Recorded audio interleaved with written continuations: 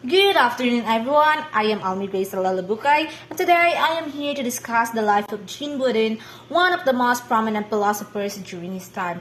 I will talk about his life, works, values and virtue, philosophy, morality, and lastly, his ethics. Jean Boudin was a prominent French jurist, political philosopher, and economic writer during the 16th century.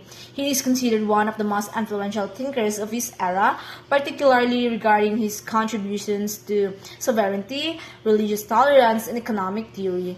He was born in Angers, France around 1529.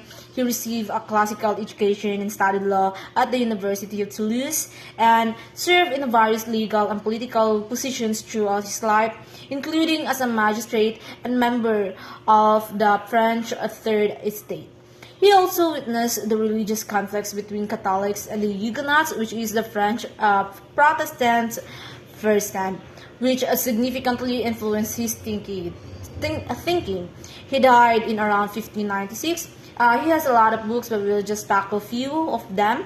First is entitled Six Books of the Commonwealth, in which in 1576 his most famous work outlining his theory of sovereignty as absolute and indivisible, residing in the monarch.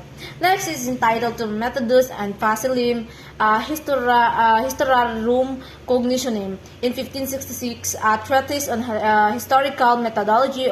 Next is Heptaplomers, written in 1576, published posthumously in 1857, a dialogue exploring different religious viewpoints, showcasing Buddhist interests in religious tolerance. Next is a discourse on the causes of the dearth and scarcity of common metals in 1568, an early contribution to economic theory, which is analyzed the inflation and advocating for free trade. Let's go to the values and virtues of Jean Boudin's. Buddhist ideas on values and virtues are reflected in his writings, particularly his most famous work, Six Books of the Commonwealth. First is sovereignty. One of the key values that Boudin emphasized in his works is the concept of sovereignty. He argued that sovereign power within a state should be absolute and indivisible. This idea of sovereignty as the ultimate authority in a state was a central theme in Boudin's political philosophy. Next, let's go to order and stability. Boudin believed that a well-ordered society was essential for the stability and prosperity of a state. He advocated for strong central authority to maintain order and prevent chaos within the state. Boudin saw virtue in a government that could effectively govern its people and maintain social justice. Next, let's go to justice and law. Justice and law were also important values for Boudin. He believed that just rulers should govern according to the law and uphold justice for all citizens. Boudin's emphasis on the rule of a law as a foundation for a well-functioning society reflects his commitment to principles of justice and fairness. Next is let's go to virtue and prudence. Boudin valued prudence as a virtue in governance. He believed that rulers should exercise wisdom and practical judgment in their decision-making to ensure the well-being of their subjects and the stability of the state. Prudence, according to Boudin, was essential for effective leadership. Next is the respect for the traditions. Boudin also emphasized the importance of respecting tradition and established institutions in society. He believed that continuity with the past was crucial for maintaining stability and order within a state.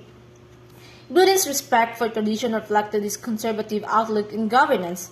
Jean Boudin's values and virtues centered around concepts such as sovereignty, order, justice, prudence, and respect for tradition. These principles guided his political philosophy and shaped his views on governance and statecraft. Let's go to his philosophy. His philosophy also includes sovereignty. Boudin argued for a strong central government with absolute and indivisible sovereignty vested in the monarch. He believed this was essential for maintaining order and preventing civil war, especially in the context of religious conflict. Next, let's go to the religious tolerance. Despite being a Catholic himself, BODIN advocated for tolerance towards other religions within the state. He believed that religious uniformity was not necessary for social harmony and argued for peaceful coexistence of different faiths. Next is natural law. BODIN believed in the existence of universal and natural laws governing human behavior and society. These laws, derived from reason and observation, should guide the actions of individuals and rulers alike. Next, let's go to his ethics and morality. BODIN's ethical views were intertwined with his political philosophy. He believed that rulers had a moral obligation to use their power justly and for the benefit of their subjects. This included upholding the law, protecting human rights, and promoting the common good. Human rights are individual rights. So he also emphasized the importance of individual virtue and morality for a well-functioning society. He believed that citizens had a responsibility to obey the law, act responsibly, and to contribute to the common good. Next is his legacy. BODIN's ideas on sovereignty significantly impacted development of modern political thought. His concept of absolute sovereignty was influential in the formation of nation-states and the development of modern international law. His advocacy for religious tolerance was ahead of its time and continues to be relevant in contemporary discussions about religious freedom and diversity. His contributions to economic theory laid the groundwork for later thinkers and helped shape economic thought in the early modern period. It is important to note that BODIN's view, particularly on sovereignty and religious tolerance, have been subject to debate and criticism. While his ideas were influential, they also raised concerns about potential abuses of powers and limitations on individual liberties. Nonetheless, BODIN remains a significant figure in intellectual history, and his work continues to be studied and debated today. While BODIN's writings are extensive and influential, he isn't known for particularly pithy or quote statements.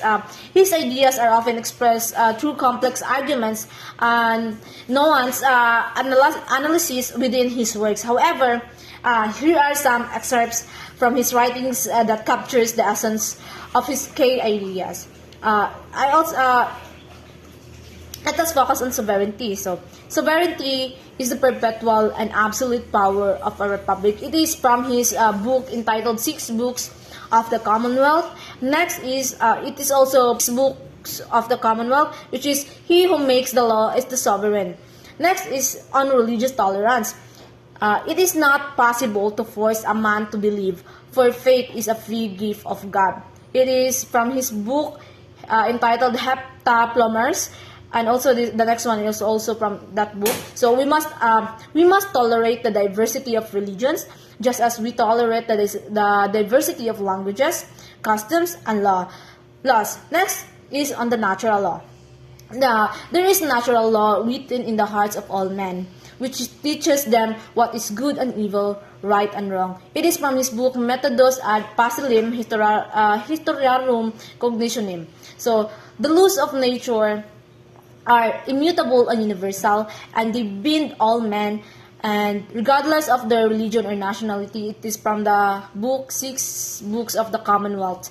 So these excerpts provide a glimpse into BODIN's influential thoughts and crucial political and philosophical concepts. While not necessarily famous quotes in the traditional sense, they offer a valuable understanding of his lasting impact on various fields.